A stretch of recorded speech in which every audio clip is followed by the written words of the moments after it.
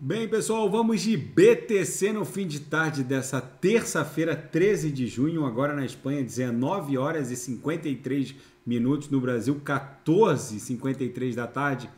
Gente, a BTC aqui no 4 horas bateu na base da nossa canaleta virtual de baixa, que ela está desenhando aqui no 4 horas, deu um duplo toque naquelas duas agulhadas do dia 5 e 6 de junho, na mega agulhada de 10 de junho, voltamos como num efeito elástico em direção à linha d'água, que é essa linha magenta aqui, ó.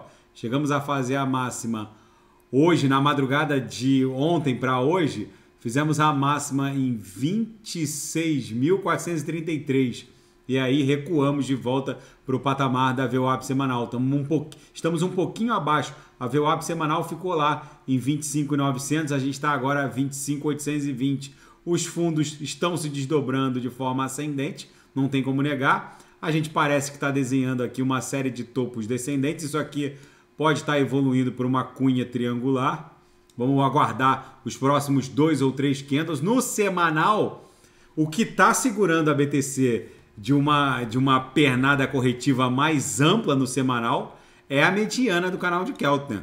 E a gente essa semana, né, a gente está só no segundo dia da semana, hoje é terça-feira, até agora a gente fez a mínima em 25.602. A mínima da semana passada ficou em 25.351.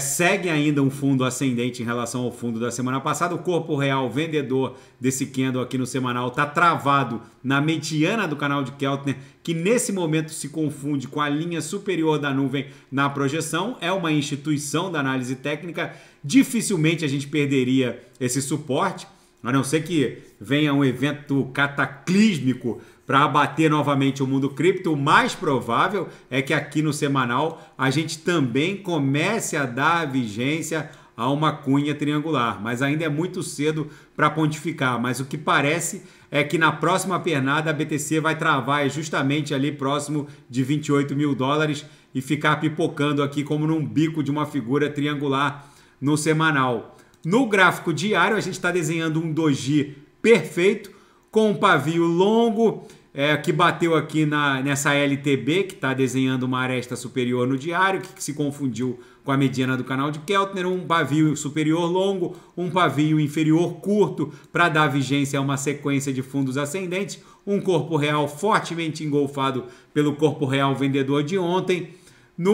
Isso aqui no gráfico diário. No intraday, a BTC protagonizou uma bela volatilidade por conta dos dados da inflação e a divulgação dos documentos de Hinman, que são os e-mails travados entre um dos diretores, o Bill Hinman, e a diretoria da SEC, para que eles acabaram expondo a maneira como eles classificam um ativo como sendo um security, um título de valor mobiliário, ou um não security.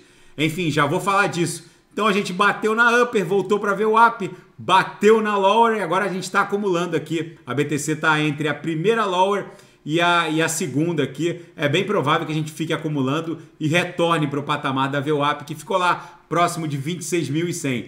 O mercado ficou bem volátil hoje e a Binance agora foi para agressão, por assim dizer. Contratou celebridades do mundo jurídico.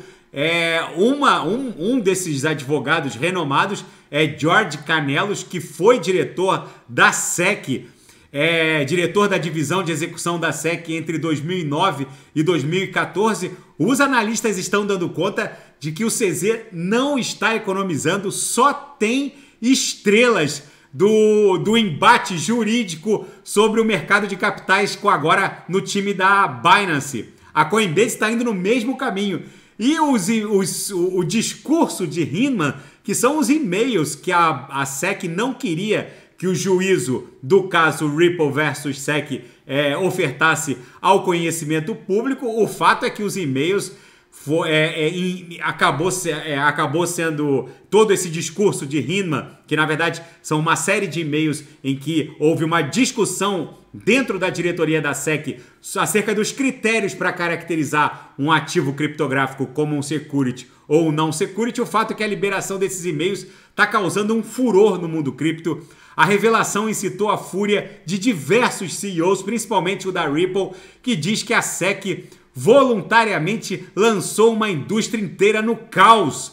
Os e-mails dão conta de um absurdo subjetivismo para se considerar um ativo criptográfico como um security ou um não security. A discussão travada em torno da XRP, do Ether, da ETH são, no mínimo, bizarras, com nenhuma base fática, por assim dizer, para dizer o mínimo. Enfim, agora esses e-mails estão circulando por várias contas de Twitter, sendo até objeto de alguns tweets ridicularizando a maneira como a SEC elege um ativo criptográfico como security. E a Uniswap Labs está lançando as pools V4, segundo um relatório e um comunicado feito pela DAO, que é a organização autônoma descentralizada que comanda a Uniswap. Assim como aconteceu com a V1, V2 e V3, agora na V4, um eventual fork ou uma cópia desse código só vai ser possível após 4 anos. Isso significa dizer que esse código das pools V4 não poderão ser bifurcados ou copiados para uso comercial, mas tão somente para pesquisa. Tudo depende também de uma decisão em contrário da Uniswap Governance, que é a DAO que comanda a Uniswap. As decisões são tomadas pelos holders, pelos titulares de tokens UNI. Enfim, agora essa V4 é um novo patamar para as DeFis. Elas se comunicam como uma espécie de gancho com outras pools, com inclusive pontes cross-chain, emprestando e compartilhando liquidez entre pools. É algo assim disruptivo. Por isso que a Uniswap Labs reclamou a exclusividade por 4 anos, mas não impediu que entidades de pesquisa pudessem fazer uso desse novo código, desse novo protocolo que vai rodar num primeiro momento na rede Ethereum. E na seara geopolítica e finanças internacionais, o Tesouro norte-americano, o Departamento do Tesouro, já reservou 1,1 trilhão de dólares para poder, em emissão de bills e bonds, T-bills e T-bonds. Analistas dizem que os bancos dos Estados Unidos podem sofrer uma fuga maciça de depósitos se o Tesouro norte-americano seguir em frente com esse plano de restaurar o seu caixa nesse montante. Os analistas do JP Morgan estimam que os Estados Unidos vão precisar de 1,1 trilhão de dólares em títulos do Tesouro de curto prazo até o final do ano. E há o risco de acontecer um novo colapso bancário, principalmente entre as instituições de médio e pequeno porte. E a inflação veio muito mais fria do que o mercado imaginava. Os dados acabaram mostrando um brutal arrefecimento.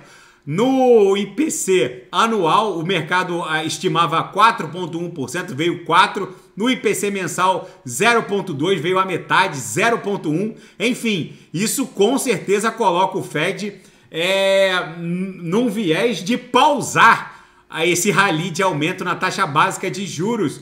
E a Casa Branca acabou de aprovar o envio de munições com urânio empobrecido para a Ucrânia. O governo Biden disse que vai transferir esses projéteis de urânio empobrecido para a Ucrânia, já que eles são muito eficientes no combate aos blindados russos. O Kremlin falou que esse envio de armamento não vai ficar sem resposta, não reportou se haverá uso de outras espécies de armamentos. O fato é que o envio desse tipo de armamento, cuja tecnologia é detida por poucos países, segundo o Kremlin, dá carta branca para eles também usarem outros tipos de armamentos. Enfim, a guerra segue escalando. Esperamos sinceramente que não escale para um patamar nuclear. A BTC aqui no 6 horas segue dando vigência a uma cunha triangular. No 4 horas, claramente a gente sentiu a resistência imposta pela linha d'água, fizemos a máxima em 26.433, recuamos para o patamar da VWAP semanal, agora a gente está desenhando uma sequência de fundos ascendentes, topos descendentes, é bem provável que isso aqui no 4 horas esteja evoluindo para uma espécie de cunha triangular. Tá bom, pessoal? Se nada fugir do script, eu volto amanhã para analisar a própria BTC. Fiquem com Deus e quem quiser sugerir, é só colocar nas mensagens abaixo. Até amanhã, fiquem com Deus, grande abraço.